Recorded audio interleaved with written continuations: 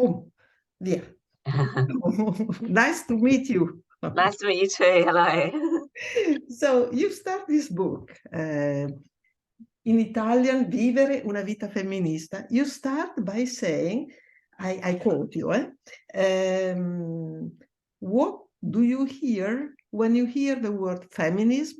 And you say it is a word that fills me with hope and energy. Let's speak about this word, hope and energy. I like the combination. Yes, it does make me think of political struggle, and without question, the difficulty and the pain attached to that. But partly because of that, it also fills me with hope and energy, because it reminds me, it is a reminder, this word, of all those who stood up and spoke back and said no to the existing social arrangements, the structures they found themselves in. And I think when I hear the word feminism, I hear that history of collective refusal, the willingness to fight for something more, to fight against a system that actually punishes those who fight. And so when I think of that word, it sort of, for me, it carries that history of political struggle. I hear that word and that struggle comes to mind. And in fact, you invent a lot of figures in your book. Yeah. Very useful in this history of. My favorite one is the killjoy, which is a mixture of resilience, stubbornness, creativity. So where does she come from, this killjoy person? Yeah, I mean, it's a really good question. And I've been traveling with the feminist killjoy for a long time. So I often think of her as my companion, and I talk of her as my companion, although sometimes I also talk of myself as being her. So she both feels like a figure that is very personal, like almost you can become her, but nevertheless comes to us from outside, is near us, but not only from us. And I think that's important, because the feminist killjoy, although I've been traveling with her a long time and writing about her and thinking of myself as being her, you know, she has a political history that is long, that really, she began as a stereotype about feminists, that the reason we speak back against sexism, racism, harassment is because we're just trying to get in the way of other people's happiness. That the stereotype that feminists are rather dour and perhaps miserable, and that's what they intend to cause. And you know, it's quite tempting at one level when you're thinking about, I don't know, ways of enabling people to connect to feminism. It might be quite tempting to think, well, let's distance ourselves from that figure. Who would want to be that? And I think what's quite powerful about claiming her is that you're not redirected by the negative judgment to distance yourself from her. You're willing to redirect that negativity to say, well, okay, if talking about racism and sexism, sexual harassment, violence makes you unhappy, then we're willing to do that. We're willing to make you unhappy if that's what it takes.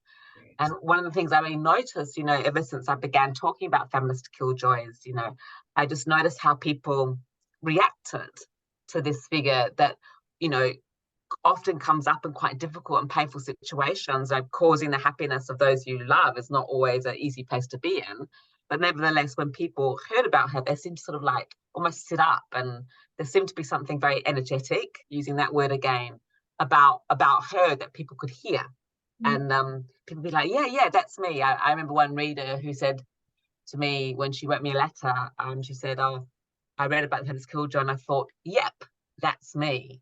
And I think there's something that can be almost like a relief when you have a word or a figure that kind of makes sense of something that perhaps previously you had a feeling about, but not necessarily the words for. So I think that the figure of the feminist killjoy becomes a way in which we can make sense of some of our experiences of getting in the way or becoming the problem. But then she also becomes a way that you can connect to others. And I think that's what makes that's what makes it quite a powerful figure, is that source of connection Exactly. over something that's otherwise quite difficult. And plus, you make very clear that the killjoy, she's basically reacting. So she's not the initiator of something. Yes, she is also the initiator of something, but basically she's reacting to something which is not good. So basically the killjoy figure unveils something which is usually kept as a secret. So it obliges you to go behind the action you do. So it's very useful, politically speaking.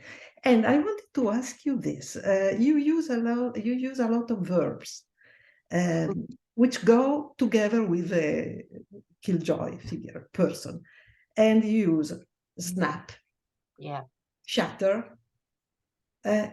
So tell me something about these verbs you get in your, because you create a vocabulary here, a political vocabulary, a lexicon. So let's start with snap, which is so, it goes with a sign and to be used. And then we'll discuss also about this idea I had reading your book. It's theater. In your book, I can see already the possibility to take it into a stage, not only as a political, but also as something like a dialogue between you, yourself, and the movements. So let's start with snap. Yes, snap. I mean, I think both snap and shatter, they are quite dramatic verbs. So it makes sense to me that you would hear theatre in the words themselves. I think there's something very theatrical about them. I never plan what is. I never look for a concept or a word. It always seems that it comes to me. I think I probably was watching the film A Question of Silence, and I was thinking about the snap in that film that it's presented. This snap when these three women just come out with it, all the resentment that they'd held up that they hadn't expressed, and there's this one moment when they let go. I mean, it's a film that shows a very violent snap. It's actually a murder that they commit, but there's something about the way it showed that moment of just like you're holding it together, you're coping, you're being resilient, and then snap. It seems like a moment, but something breaks, and everything that you've held in comes out. And when I saw that film, I mean, it's called A Question of Silence. So it is about what you said earlier, the secrets, the things that you're reacting to that aren't necessarily evident to others. And I think a snap, I call it a moment with a history. There's a moment, a breakage where something comes out, but really the moment is about all those other previous moments where you didn't say anything, you didn't react, you didn't snap. So I always think when I think of snap, it's about hearing. It's like that's what you can hear. You can hear the snap, but you didn't necessarily hear what came before, all those moments where she put up with it, she got used to it. And so there's something to me about snap and timing and snap and hearing that was very, very suggestive and allowed me to think about certainly a lot of the ways in which feminist fiction, feminist narrative has shown snap, those moments where people aren't willing to keep hold of something. But also then to think about the way in which even in our personal everyday lives, those moments of snap can be telling us something about what kind of world we don't want. It isn't always necessarily a planned or conscious action when you snap. It's almost like it's like it can be a very bodily, very visceral thing. Like it's just enough. That's it, enough. And when I think about hearing snap, I often also think about hearing the sounds of refusal, the sounds of saying no that don't always get expressed through speech or in coherent narratives. They just come out in other ways. And I think there's a lot of, I use the idea of the feminist ear in the chapter on feminist snap in Living a Feminist Life, and that's become quite important to me since, as I've been working on complaint, that what does it mean to become more attuned to the sounds of wearing and making do that are also part of the story of Snap. So it's sort of like the word, it came from watching a film, came from being in an audience and listening to people really react to this film that showed all the wearing nature, the very wearing nature of ordinary sexism. And then hearing the sound of the audience of feminists like, I get that, I saw that. And there's something about the sound that I heard the word Snap when I watched that film. I thought of Snap, and then Snap allowed me to travel from that film to other sites and thinking through, you know, the politics of exhaustion and making do, but also what it takes really collectively to snap, collectively to say no. That specific snap, which I remember, physically remember, I remember the sound, and it was an immense laughing from the audience. I saw the film in New York in the 80s, and at the moment of the killing, the whole audience was laughing. Yeah. And it was the murder was a collective act. Yes. So the snap was not an individual, it was a snap saying, yes, enough. So it was a very collective act. So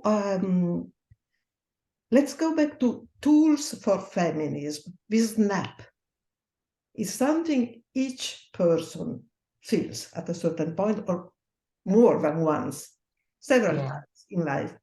But then it becomes a collective snap. How comes? What's the trigger? Yeah, I mean, it's very, very difficult to know, like, to theorize it in any abstract way. I think, what does it take? There can be so many moments when an individual person does snap and perhaps even expresses it to somebody else, but it doesn't necessarily ignite that collective shift, you know, when something shifts. And I've been sort of thinking a lot about that, you know, I mean, I suppose when we think about the political movements that have been so important in the last few years, we think about Me Too or Black Lives Matter, and the way in which there, you know, what was it at that time that led to those words like breaking through and igniting that sense of a collective no. Of course, there were collective no's before.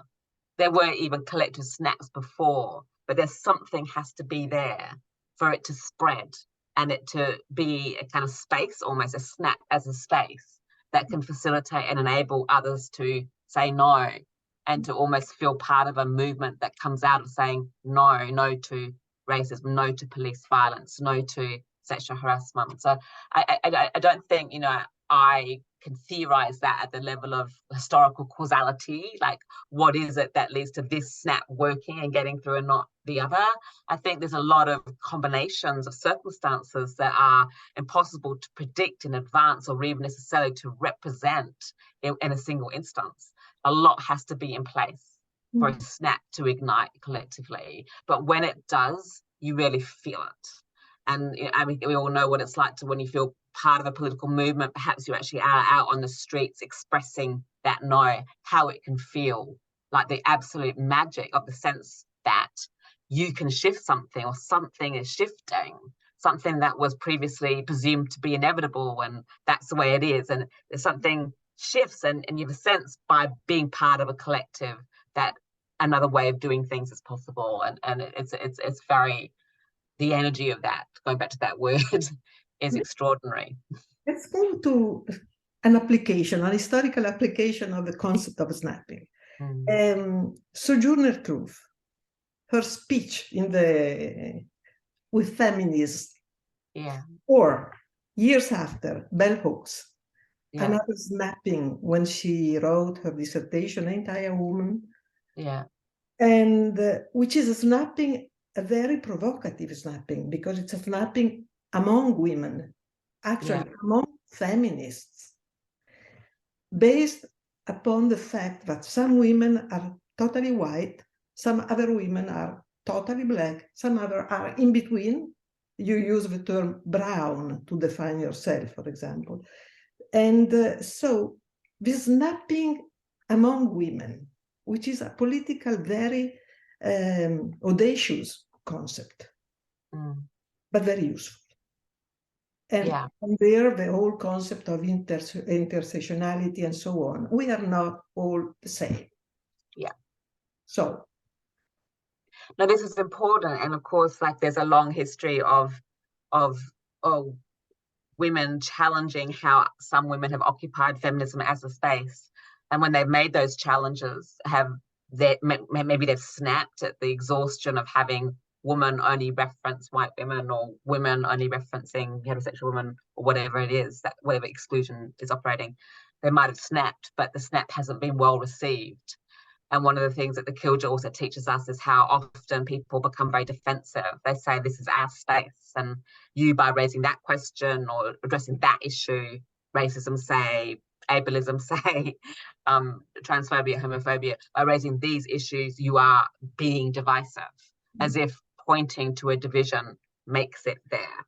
So this is why it's really been important to me to think about snapping as not something simply like, as a feminist, you might do in relationship to a world you're reacting to, but something that happens within feminism, because the feminist worlds are built from the same bricks and mortar of other worlds. And that means that those who have more power to represent themselves, or more power to have their views taken seriously elsewhere, will also have more power to have their views taken seriously within feminism. And there's that replication of the very walls that you encounter in the world within feminism, and that can be incredibly depressing and difficult. And yet I think of that snap when you actually question how feminist space is being occupied as being something to that we need to learn to receive well, i.e. not to become defensive and to treat feminism as something that belongs to us, but to actually to listen to snap as a kind of like a political gift, really, a chance to work out and work through what feminism is, and what it's for, and who it's for, and how to learn from each other in a way that Bell Hooks, Sojourner Truth, Audre Lorde, many Black feminists have taught us to think about sort of attention to differences, not as causing the impossibility of feminist unity, but as a demand for a feminist attentiveness. But you know, a lot of those historic snaps have not been well received. And one of the things that I've been thinking about, like as I've been writing the Feminist Killjoy Handbook now, which is sort of like taking the living feminist life, but it's more of a trade book. It's less of an academic book. One of the things I've been trying to think about is kind of like, I've called it history of blanking, the way in which sometimes when there's one particular example that I use, which is from the book from the 1980s called Charting a Journey, which was a Black British feminist book. And there's a story in there by After Bra, whose work I really love. And she talks about how they were at one of the early women's international conferences in Bristol, and how she made this point about racism, how it needs to be a core feminist demand. But her point wasn't recorded as having been made. It's as if she hadn't said anything. And so there's a way in which snapping you can be blanked.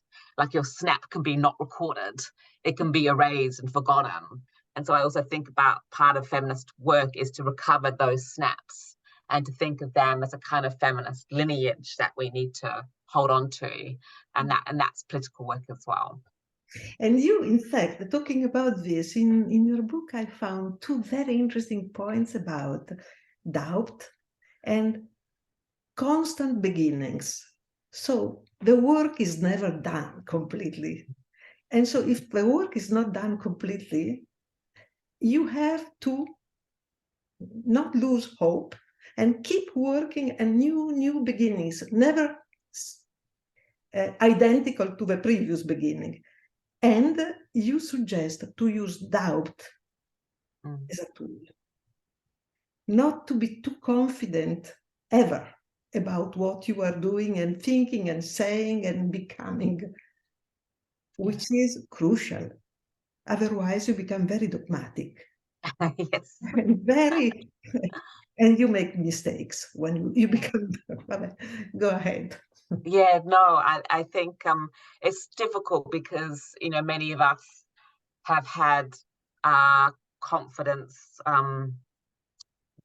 undermined by being told what we cannot do or who we cannot be. I mean, part of like femininity as it gets historically made is to be made to feel not confident or less confident about your right to say something, your right to be somewhere, to take up space. So, you know, I've been very, very aware in my own work and in my own life about how sometimes confidence is what we're battling for, to the sense of having a right to be and do and say as we are, to use our own terms. But confidence can become absolutely rigidity and overconfidence, and it can be, we all know like how difficult their feminist histories have been around this question of some people asserting confidently their right to occupy space. So what you might have to struggle for politically in order to be somewhere can then become this block, because it means that the space that you take up ends up being more excluding of others. And then, you know, sometimes we need to lose that confidence. And it's a very difficult thing to say when I know that for many people, confidence is a real battle. Having taught women's studies a lot of my academic career, I knew how much like giving people a sense of confidence that they have a right even to be at university, you know, to read these books, to use I in their essays, to say this is what I think. I mean, these are struggles, but yeah, trying to do these things at the same time is important and difficult. But on the one hand, you are learning to acquire a sense of your voice, that you have a voice, a space that is not to be decided by other people, but also at the same time becoming really, really aware that certainty and moral certainty, especially can lead you to becoming less aware and less sensitive to those who arrive into the world with different needs. And plus, if you become, you made a very important point here, because confidence cannot be that same confidence forever. Confidence has to adapt to situations. Yeah. Otherwise, it becomes something very close to power. Yes. Which is not exactly what we need, not that kind of power. So I wanted to ask you, because in your book you have a whole chapter dedicated to what happened to you in the university, at the university. You left at a certain point. And you discuss about the diversity work, which is, again, a very new concept in Italy. I think we have still to think about it. So if you could give us some hints about your work in terms of diversity work and the obstacles you found. So strong, but you had to leave. Yeah, well, I mean, there's a long story there, the story of leaving. But let me just say something a little bit about diversity work. I mean, in the UK, where most of my almost entire academic career was in the UK, diversity work could mean something quite official. That is, universities would officially have practitioners that they appoint to write the policies and the actions plans that express the institutional commitment to equality and diversity. And a lot of that work came about like just because of legal changes, because of the various equality acts by the national government that required public institutions to have equality policies and action plans. So that led to this whole group of people who are being appointed by universities to do what I call diversity work, and they will be sitting on diversity committees, and they'll be developing new policies and so on and so forth. And often, if you're an academic and you're a person of colour in the very white institutions that make up British universities, then you're often asked to become a diversity worker in this official sense. You might not be appointed as a diversity officer, but you'll be asked to sit on the diversity committee to write the policy. So it often falls upon certain people to do diversity work, those who are seen to embody diversity for the organisation, often because of who they're not. They're not white, they're not men, they're not straight, they're not cis, they're not able-bodied. And then they end up on the diversity committee. I have a quip that the more knots you are, the more committees you end up on.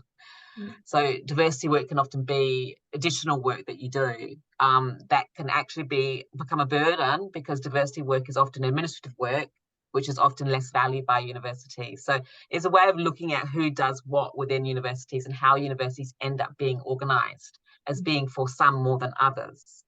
But one of the things I really, wanted to stress in that part of the book, and also in my earlier book on being included, which is based on interviews with diversity practitioners, is that organizations can appear to be for diversity. Maybe in more recent times they might even have written Black Lives Matter commitment statements and so on and so forth, but that doesn't mean they're not hostile environments for those who embody diversity in one way or another. So often you get this very superficial embracing of diversity and equality as commitments, but that doesn't necessarily translate into what happens.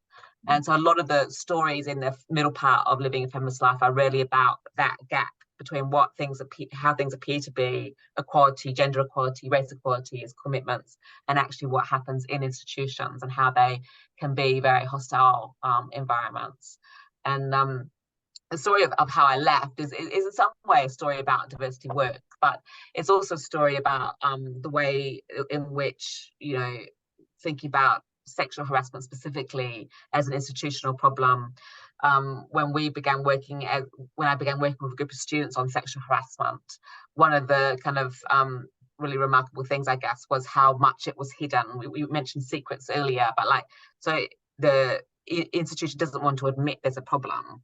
So the institution might be saying, they might be doing like race equality. They might have the Athena Swan commitments showing how good they are at gender equality, how good they are at race equality, how good they are at equality in general.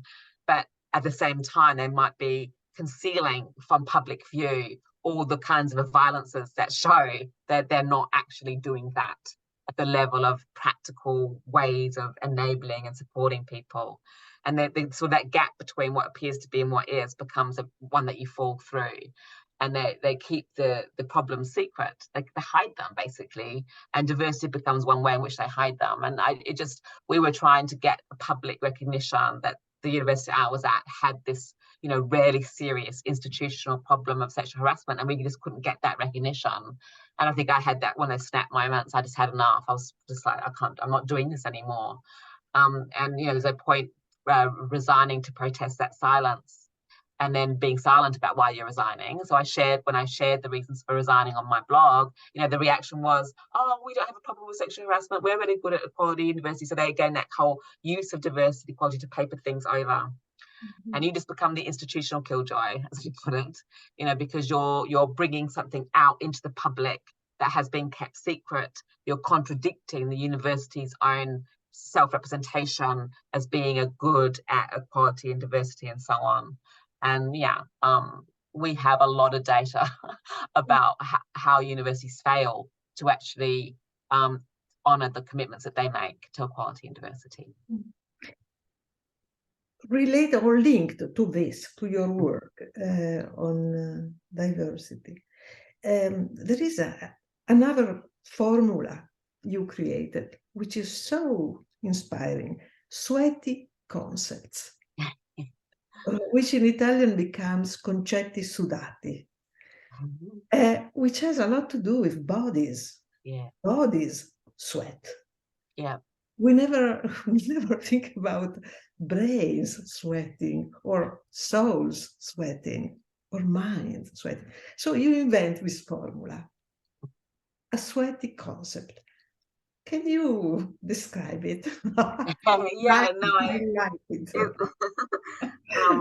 It's not how you usually think about concepts, and that's partly the point. I mean, when you think about how, like, say in philosophy, concepts are often presented as like, almost like the mind comes up with them. Like maybe an apple falls down from the sky and the philosopher has a concept, has an idea of gravity. Like the way in which concepts are often represented as being generated is very much about a disembodied consciousness and a one-to-one encounter between a man and the world. And when I think about the work that has inspired me, the work that I think of as conceptually rich, a lot of the Black feminist work especially, and especially Audre Lorde's work, I think of that work as deeply conceptual, because it's trying to get us to think differently, apprehend the world differently by bringing out something that is not ordinarily presented to our consciousness. So it's conceptual work, but the concept is not abstracted. It's actually in the effort to be in the world. It's from describing, Audre Lorde describing some of the encounters she has. I'm thinking of the encounter she describes in Sister Outsider of racism on a subway, and in the actual visceral encounter she has, she gives us so many insights into how power works, into how often spaces become white by the reactions that people have to a Black child, to her body, as if her body is a roach, something that carries dirt and disease. And so that corporeal reaction to a body recreates that space, makes that space white by making the skin crawl. And so she teaches me that often forms of power work through the body. And in a way, then what I wanted to say is that, you know, because sometimes when people look at work by Black feminists like Audre Lorde, they don't think conceptual work. They think, oh, that's a descriptive, or that's just a personal story. I want to say, like, no, that's conceptual work, and it's teaching us that concepts are often generated from the very sweat, the very difficulty of being in a body that is identified as the cause of danger and damage. So the sweat matters, but partly to say, you know, thinking about the body and how bodies work and how we are in worlds as bodies really matters. It's also thinking about the way in which we generate knowledge. That actually there's so much knowledge. It just, you know, it's not something that you acquire by withdrawing from the world in a space of contemplation. You have knowledge because you're really trying to make sense of a world in the midst of it, in the middle of it, the drama, the situation, the crisis, the wherever you are. So it's trying to sort of play a little. It's playful as a concept of concepts. Studying concepts, it is playful. But yeah, it's definitely, you know, following on from many feminist philosophers who've encouraged us to think about minds and bodies as not separate but together, and who've encouraged us to think about the bodily dimensions, the emotional nature of a lot of knowledge claims. And so it has it's a slightly unusual way of thinking about concepts, but it does have kind of like a feminist history to it, I think. Listening to you, I was thinking that maybe this sweat comes more in a very limpid way, in a very lucid way, from bodies which are not the white body. Yeah. It's well, like, some body, I mean, we sort of know from the history of like Western philosophy how certain people become reduced to body, the Black body and so on, not white, and the way in which then like the transcendence, the kind of racialized nature, but also the gendered nature of transcendence. And, you know, there's a lot of feminist philosophy on this, on the way in which the immanence being in, not being able to transcend or go above, is the site of being other, or being made other. I mean, we could think of Simone de Beauvoir on that, in the second sex. So I think, those who have been reduced to body might be those who are best placed to know the world differently. Women, sex, gender. Yeah, together. Class and race. Yes. And of course, all the rest. Well, I mean, there's also like a link for me to Marx and historical materialism, and the whole kind of like the way I've been sort of really thinking a lot about since then, in other books about labor and the laboring body, and the way in which a lot of freedoms rest on the fact that other people are doing the work, the labor, the physical work of maintaining an existence, housework, care work, domestic work. And, you know, this is a slightly tangential comment in a way, like a tangent, but it made me think of like Adrienne Rich in her book Of Woman Born, talking about her effort to be a writer because her child keeps pulling her away from the table.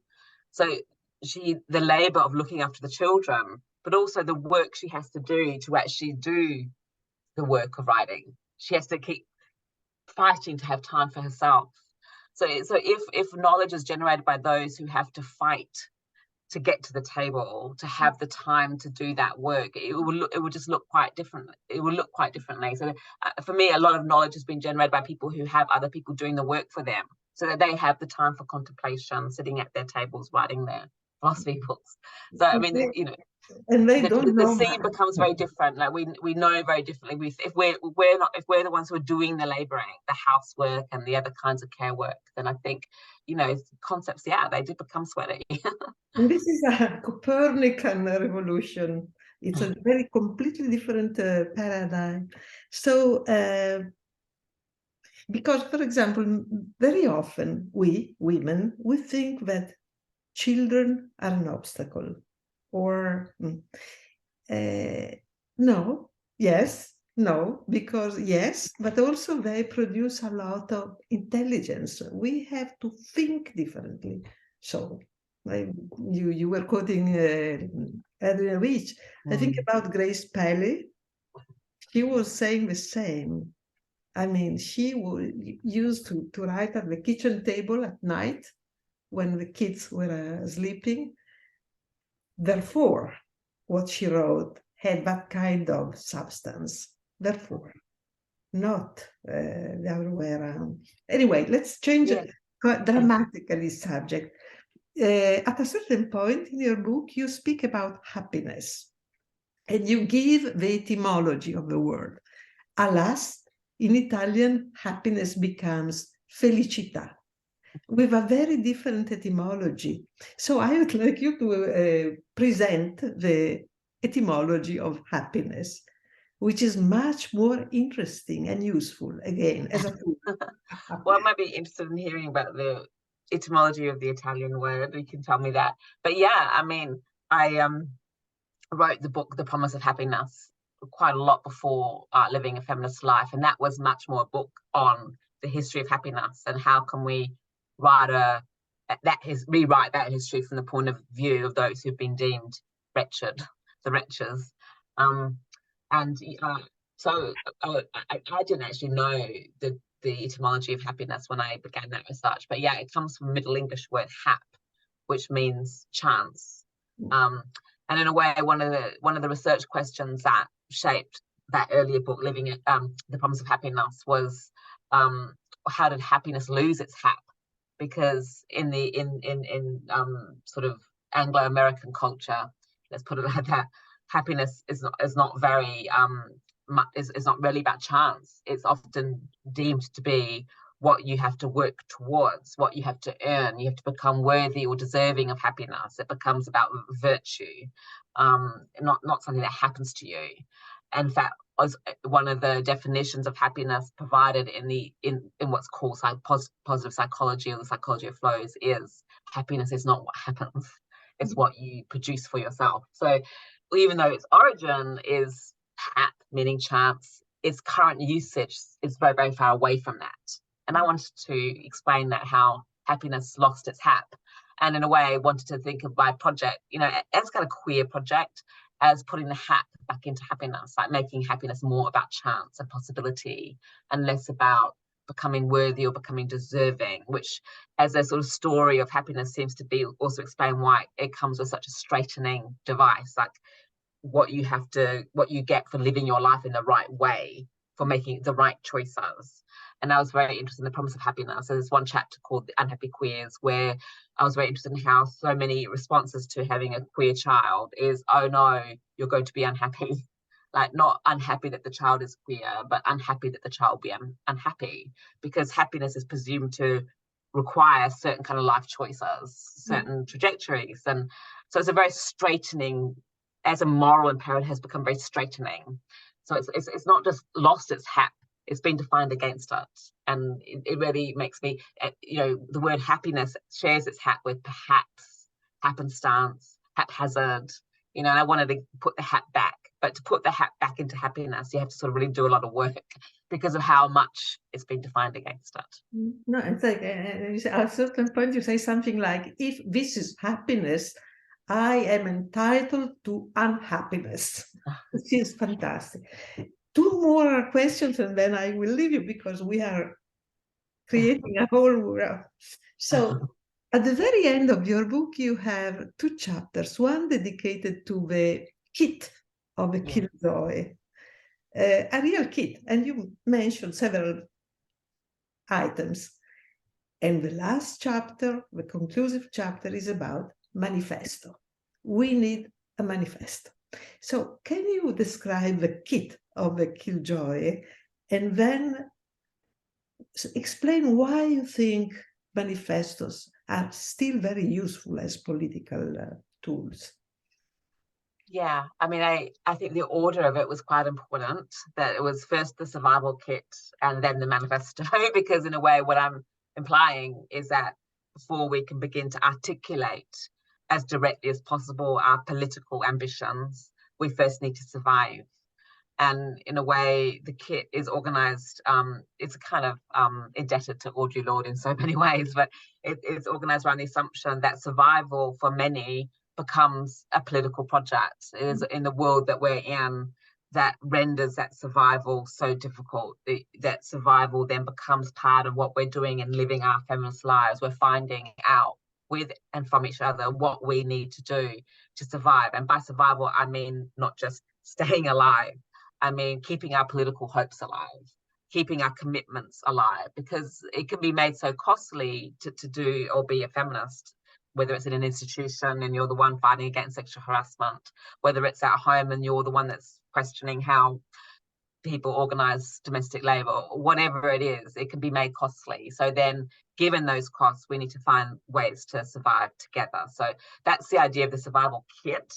I kind of like the idea of an actual kit, like maybe a bag where you put things in that you need, that you know have helped you keep your hopes going, keep going with your hopes. And I actually then in a book, couple of books later, called What's the Use, actually wrote about my old bag, my old warm bag. And there's a way in which thinking about the bag itself, like a container, it holds things, it keeps you going by holding things. I think the bag becomes a way of thinking also about feminist memory, what we hold on to, the memories we have, the things that we acquire that give us a sense of feminist purpose. So the survival kit is really interesting that that's been what people have already responded to. So I've had a lot of people sort of sending me letters or sharing the survival kits that they've made as part of, I don't know, gender studies class or something like that, where they've actually created a bag and they put their things in. It might be the books that they really like, or I don't know, a photograph that reminds them of a very important political meeting that they were at or something like that. And I really like that idea that we actually, there's something quite material that we bring together these memories, these objects, these connections to our feminist past, and we keep them with us. So it's about what we need to keep with us to keep going. And manifesto, yeah, I mean, I really love the genre of the manifesto. And I think in a way the manifesto, it seems to be about, the future, like what it is that we are and are not willing to do. And in a way, I organize the 10 sentences that make up my Killjoy manifesto are about will. I'm not willing to make happiness my cause. It's about what I am willing to snap bonds that are damaging or diminishing to others. So that is about commitments to not just the future you want to bring about, but what you're willing to do to bring about that future. Mm-hmm. But I also sort of really wanted to think about other manifestos, like the Scum manifestos, that they're also about what they make manifest, like in a way the statement of commitment to the future, to what you're willing to do to bring a future about, to enact that future, matters because of what you recognize as existing, the violence that is already there, that is deeply and profoundly structural. And that's quite important. So the future is not just some thing over there. It's actually about the present. And that you mentioned at the beginning about hope, I think about hope certainly as the sense that another world is possible, but I also describe hope as something that's behind us, that is about the history of those who have said no. And there's a way in which I say the feminist Killjoy both has a manifesto and she is one, because the very fact that you kill joy is a sign that what you're reacting to, the world you're opposing, still exists, that it exists, that we have to fight because of what exists. So there's a way in which it's both forward, but also looking back, looking at the present as a kind of inheritor of these many histories of violence. And I think that's why the manifesto really matters to me, because it's saying what I'm going to be willing to do given the history that is ongoing, that is unfinished. And it's not a teleological manifesto. It's a manifesto now, from the past to the future. So it's one last thing: the best killjoys you have in mind, historically and politically speaking. You mentioned, for example, Emma Goldman at a certain point, and her fantastic line about, if we cannot dance, it's not our revolution. That's a very other Audre Lorde you mentioned, the bell hooks you mentioned a lot. Whom else? Well, it's interesting you mentioned Emma Goldman, whose work I do not know well, but obviously that's a very famous statement that I will not join your revolution if I can't dance. And I think I actually slightly misquoted it in the original version. I hope that was corrected, but that's a small point. But the thing that I think is really interesting about that, I use the idea of the affect alien. Is actually a concept from The Promise of Happiness, but I think it's also in Living Feminist Life, where you're alienated by virtue of how you are affected. And, from the point of view of the killjoy, that's usually about not being made happy by the right things. But it can also be about, the requirement to be solemn or to be sad, like not to be sad at the right moments. And I think that's actually quite important. Like in the recent times with the, in the UK at least, when we had the death of Queen Elizabeth, there was this compulsory grief. And if you didn't express your grief by being respectful of it, by being silent about your criticisms of the monarchy, you became like not just an affect alien, but you deeply pathologized. So I think it's actually really interesting when we're thinking about feminist killjoys in history. It's not about looking at those who were really miserable or who weren't made happy by the right things. It's just that those who were not willing to feel and speak and act as you were supposed to feel and speak and act. And that can be, dancing in the revolution, as well as being sad, but not about the monarchy, never the monarchy, sad about Pakistani floods. There are all sorts of different ways in which the killjoy comes up politically, I think, in terms of a kind of rebellion from a command to express yourself and to feel in a certain way. But yes, Audre Lorde is the person I mentioned the most. And I think I cannot even begin to express the extent of my debt to her work. And I think one of the things that's really important about, Lorde doesn't use the word killjoy. This is a term that I'm using, and it's very important to me to recognize that, that the term doesn't come from the work that really influences me necessarily. I'm just finding something in that work that connects me to the killjoy. But there's obviously a lot more to it as well. And I think one of the things that's really important about Lorde is the willingness to sort of talk about pain and difficulty, not to turn away from it, but to actually go towards it. What makes it hard to be in the world. But that never comes at the expense of what she calls the erotic, of like a desire for justice or for love or for relationships or connections, for a better world. And I think that kind of combination makes for me such a really important killjoy inspiration. And that when I seen films of her and it's sort of shown her dancing and singing and eating, there's a sense of like life. It's very affirming. And that might sound like quite far away from the effective repertoire of the killjoy, but I don't think it is. I actually try to sort of show that actually to be a killjoy is or to be joyful, because actually you're not following the very narrow scripts of happiness that tell you what to be. You're actually opening up what it means, what it means to be. And there's something very life affirming about that. So I was brought up in Australia, and that meant that for me, my primary experiences growing up were being in a settler colonial country. And some of the really other important influences on my work have been Indigenous feminists, and I think especially of Aileen Moreton Robinson. And she wrote a book in Australia called Talking Up to the White Woman, which was a critique of white Australian feminism, which had, as a body of feminist work, was very much into positive affect and sort of happy stories and love and so on. She's been a really important killjoy inspiration, and she and I talked together about the figure of the Indigenous feminist killjoy and what that means to be an Indigenous feminist killjoy, and the relationship between the Indigenous feminist killjoy and the feminist Black feminist killjoy and the feminist killjoy of colour and so on. So she would be somebody else who's really influenced me. I mentioned Abta Bra, who's a Black British feminist, and there's also Gail Lewis, who's based in the UK. It's kind of like there's a lot. there are a lot of feminist killjoys out there, and I think one of the things we were all going to like write our own survival kits, which we should do, obviously. then we would be bringing together those many different influencers. I mean, it's kind of like that they are killjoys, but I think the question is not so much who is or isn't a killjoy historically. It's more how we get inspired by the feminists who came before us and the kind of way in which we carry something through politically, and how that can be about rage and refusal of the world as it is, but also hope and joy and imagining the world as it could be. And that's who ends up in our killjoy survival kit. Perfecto. Thank you, Sara. Really, thank you for your... My pleasure. I'm sorry I'm not there with you in person on the day. We will have other occasions. We will have in the future other occasions. So far, good. Ciao, Sara. Thank you.